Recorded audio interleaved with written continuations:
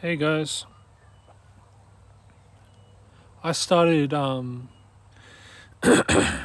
This is the first time this has happened in maybe like 8 years, 9 years, little under 9 years. Um, I mentioned to the people I regularly see that I'm going into isolation just for a brief moment, maybe a week. I'm going to devote myself to writing an album. It's been about 2 weeks since I've wrote an album and recorded and mixed an album. And what happened was I ran into a lot of computer issues and stuff, and then my only means of recording was through FL Studio in the end, and that program is so shit. Absolutely shit. It's just like FL Studio is just gay. So I was trying that and stuff, and then didn't work out. So I have to buy Ableton. Because I was previously using Ableton Live Suite 11, I think, and that was just illegally downloaded. So instead of paying for 1,200 Australian dollars or whatever the price is, I got it for a few viruses. Like I traded some viruses installed on my computer, some malware and spyware, to have like a legal copy of Ableton. And so what I'm gonna do in the next couple of weeks, most likely, or a few weeks, maybe even like a month, I don't know, I'm not really putting myself in there too deep, but I'm probably going to buy Ableton Live Suite because I got so used to Ableton that it's like my only means to create what I want to create. And it's got all the bells and whistles. It's got Max, where I can use different like Max plugins, and I love those things. And so I let everyone know that I was going to take this break from seeing them, and it turns out that never happened anyway, so it was a waste of time. So continuing from next week, business as usual. I've just recorded a cover of Outkast's Roses, like roses really smell like poo, and Brother by Matt Corby, that ooh ooh ooh ooh ooh. And I've recorded those two, and I've been uploading again because I actually said like a week ago, because I'm so indecisive most of the time, I decided I'm gonna give up YouTube, and then I came back to YouTube. As usual, when I do that, I say, "Oh, I'm going permanently. It's a waste of my time," and but it's not a waste of my time at all. Like, this is potentially my most creative is when I'm making YouTube videos, because I might not be getting traction, and I might not be appearing on many people's For You page, but I see that one like and I go, whoever that is, I'm creating for them. This guy's awesome. This girl's awesome. And, from little things, big things grow. Not to limit myself to a little thing, because I think of what I'm doing as kind of like some crazy fertile soil that's going to grow into like millions of different flowers in the long run. But yeah, it's what I'm devoted to, is just continuing to plant seeds in my garden. And I'm opening up kaleanderson.music again, which is my website. Like I still own the domain name and everything, because it's my official artist domain. And then I gotta definitely get like my discography up there, so it's not only on Bandcamp. And I've also got to make sure that my Bandcamp is completely backed up on my website. And in the meantime, get all my music back on Spotify. And I mean all of it. Like, I'm going to go crazy with it. I'm going to put everything on there. Like, you won't know what my music is in terms of our album names and the names of the songs, but there's literally thousands of songs, like literally thousands, at least 2,000-3,000 songs that I've made. Some of them are covers, some of them are originals. And I'll be completely transparent. The stuff I've got on Bandcamp, a lot of the covers, I haven't actually paid for the rights. Some of them I have, but a lot of them I haven't. So I need to get that stuff off of Bandcamp, because what I am doing is very illegal. A lot of what I do is very illegal. In terms of like what I do to get by with my plugins and music creation. But I'm gonna get everything backed up, and I'm also gonna buy the licenses for my music, because I am gonna do it the right way. And you know, there to some musicians out there who want to do this as well.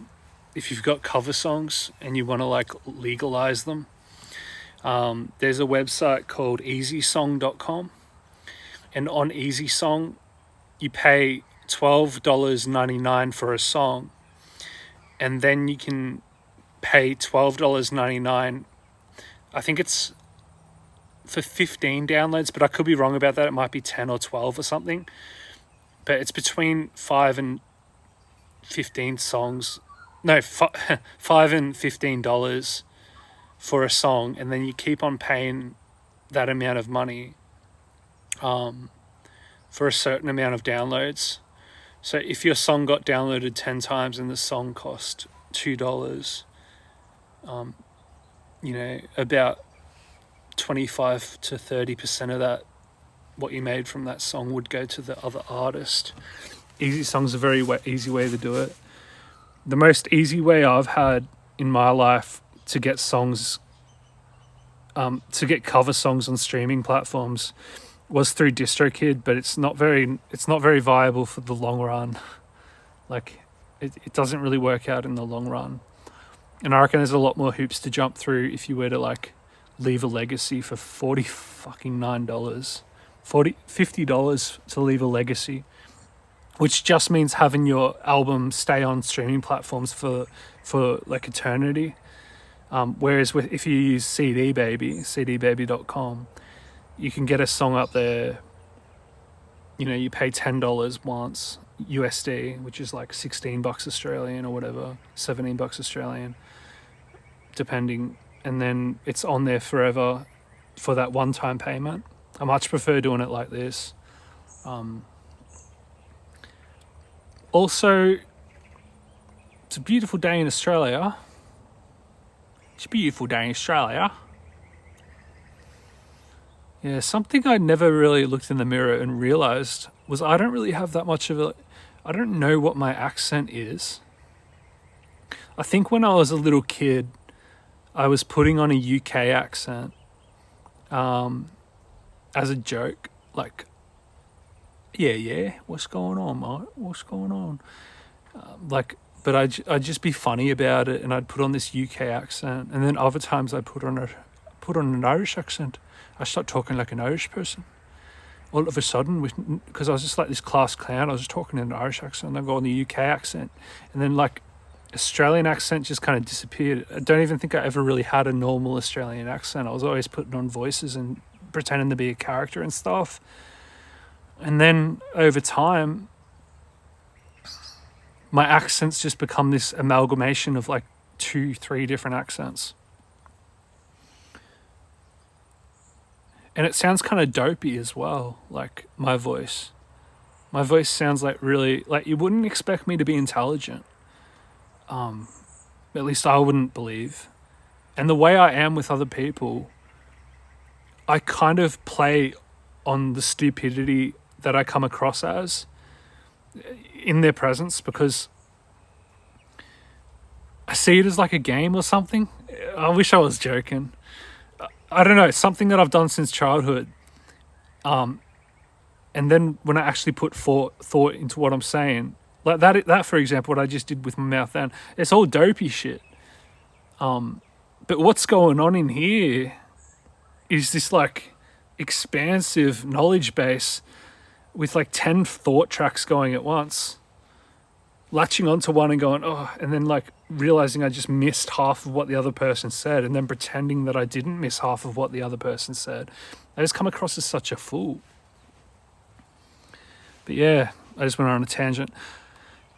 UK accent, Irish accent, Australian accent. And yeah, I've got like a massive obsession with Norwegian artists. There is something about musicians from Norway, like Score, Skaar, Depresno, with his album Technicolor. There is Emilie Nicholas, who is like one of my favorites. Obviously Aurora, she's like the most famous. Thomas Dybdahl, probably my favorite artist of all time. There's so many.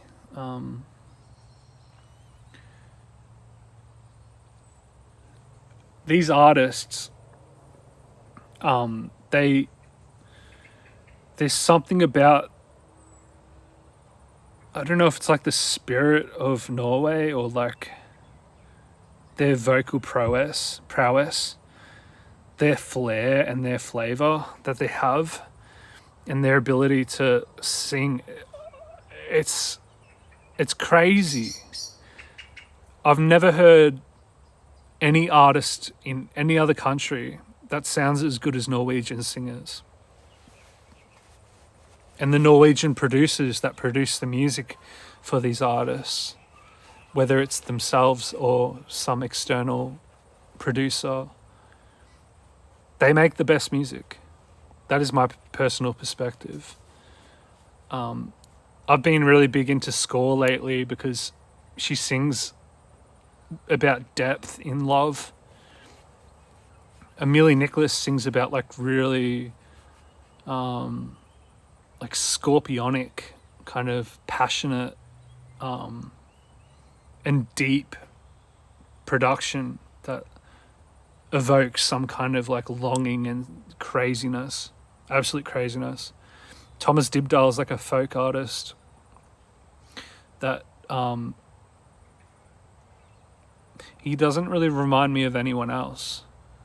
If you listen to a song like From Grace by Thomas Dybdahl, the intro guitar riff, it's so different.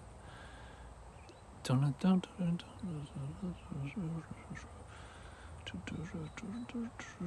just found a new one. I think it's Emilie Harlow.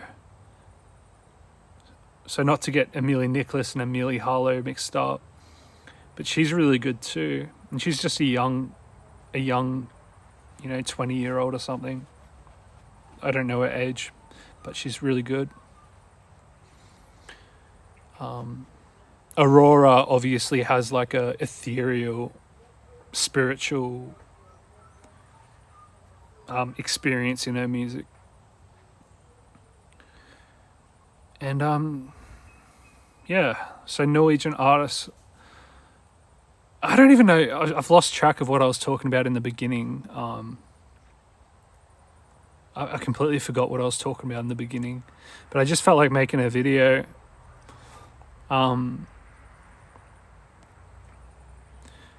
Australian artists are the best though, because I live here.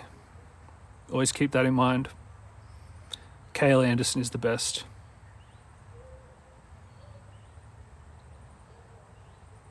Bye, I think. What was this video about? Bye.